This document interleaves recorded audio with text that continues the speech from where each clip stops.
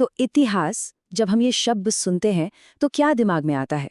क्या सिर्फ राजा, लड़ाइयाँ और बहुत सारी तारीखें, या फिर इसमें कुछ और भी है? आज हम इसी सवाल की तह तक जाएंगे और देखेंगे कि इतिहास को समझने का तरीका अब कितना बदल चुका है। हाँ, तो ज्यादातर लोगों के लिए इतिहास का मतलब क्या है? भाई, राजाओं की कहानियां, कौन सी लड़ाई कब हुई, और सबसे मुश्किल चीज, तारीखें। एक के बाद एक तारीखें। एक आम सोच बन गई है कि इतिहास मतलब बस तारीखें रटना। पर क्या वाकई में इतिहास सिर्फ इतना ही है? और ये शिकायत तो हम सब ने कभी ना कभी की है या सुनी जरूर होगी, है ना, कि भाई हिस्ट्री तो बड़ी बोरिंग है, बस तारीखें रटते रहो। और इसी चक्कर में कई लोगों के लिए ये एक बोझ जैसा बन जाता है।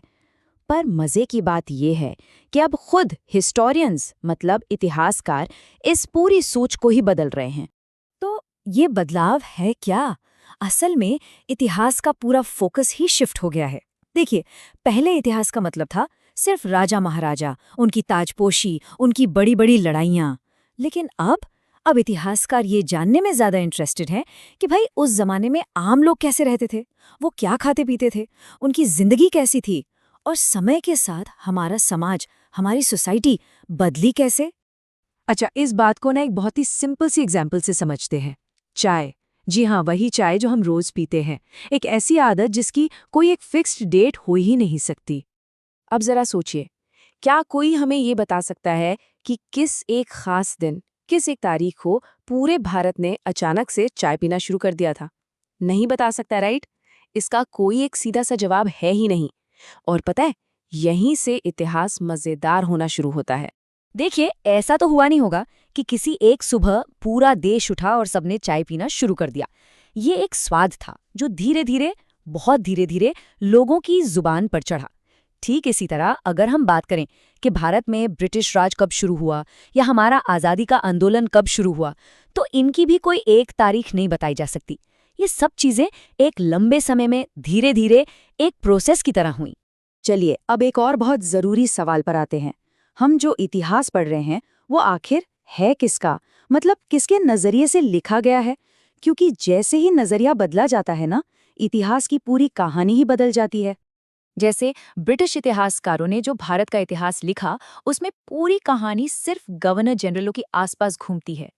ये पहले गवर्नर जनरल वॉरेन हेस्टिंग्स से शुरू होती है और सीधे आखिरी वाइसरॉय लॉर्ड माउंटबेटन पर आकर खत्म हो जाती है। मतलब ऐसा लगता है कि इन लोगों की जिंदगी के अलावा और कुछ जानना जरूरी ही नहीं था, कुछ और हो ही नहीं रहा था। और ये तस्वीर देखिए, ये एक खास कहानी बताने की कोशिश कर रही है। एक ब्रिटिश आर्टिस्ट ने इसे बनाया है।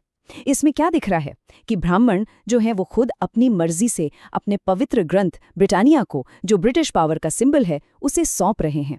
जैसे मानो वो खुद कह रहे हों कि आइए और हमारी संस्कृति की रक्षा कीजिए। ये सरासर एक ब्रिटिश पर्सपेक्टिव है, उनका अपना नजरिया।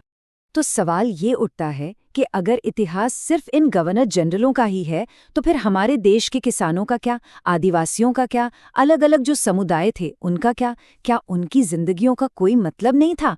उनकी कहानियां कहाँ गईं?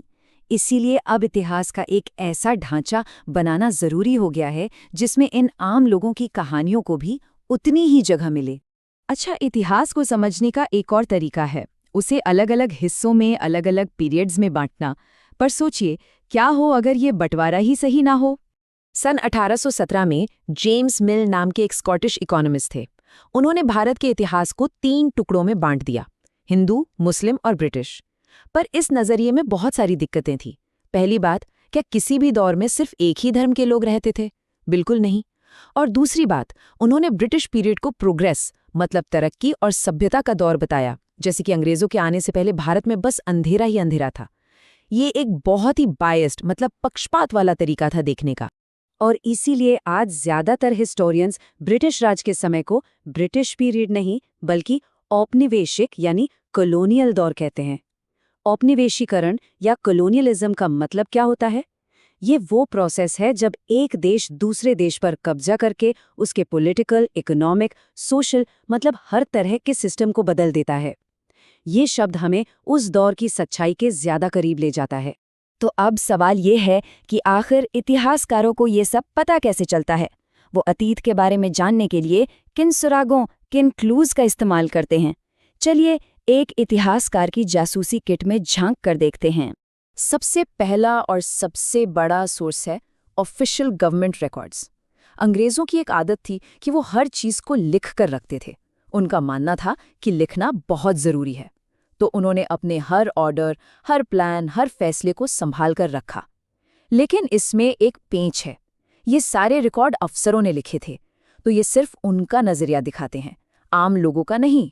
इसके अलावा अंग्रेज ये भी मानते थे कि किसी भी देश पर अच्छी तरह राज करने के लिए उसे ठीक से जानना बहुत जरूरी है, और इसीलिए उन्होंने पूरे देश के बड़े बड़े सर्वे करवाए। मतलब जमीन की क्वालिटी कैसी है, कौन कौन सी फसलें उगाई जा सकती हैं, यहाँ के लोकल कस्टम्स क्या हैं, सब कुछ नोट किया गया। और आज ये सर्वे हमारे लिए जानकारी का एक बहुत बड़ा खजाना है।